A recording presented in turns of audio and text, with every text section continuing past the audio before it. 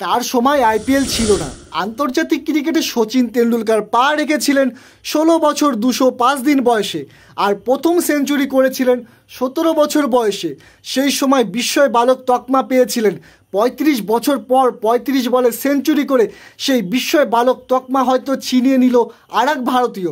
আর সে সত্যিই নিতান্ত বালক।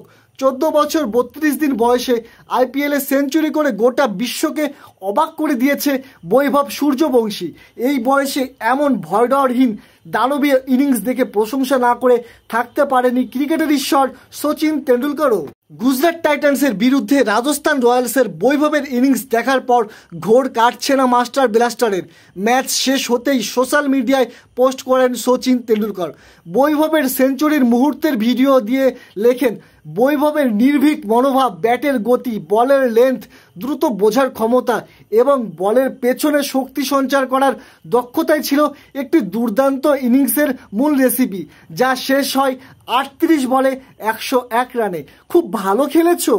কিংবদন্তি সচিন তেন্ডুলকরের শুভেচ্ছা বার্তা পেয়ে নিজের প্রতিক্রিয়া দিতে দেরি করেননি বৈভবও। সচিনের এক্স হ্যান্ডেলের পোস্ট রিপোস্ট করে বৈভব সূর্যবংশী লিখেছেন, আপনাকে অসংখ্য ধন্যবাদ স্যার, যাকে আমি দীর্ঘদিন ধরে শ্রদ্ধা করি। তার কাছ থেকে একটি প্রশংসা পাওয়া আমার স্বপ্ন ছিল। কথায় বোঝানো সম্ভব নয় আমি কতটা কৃতজ্ঞ। সঙ্গে একটি প্রণামের ইমোজিও দিয়েছেন বৈভব।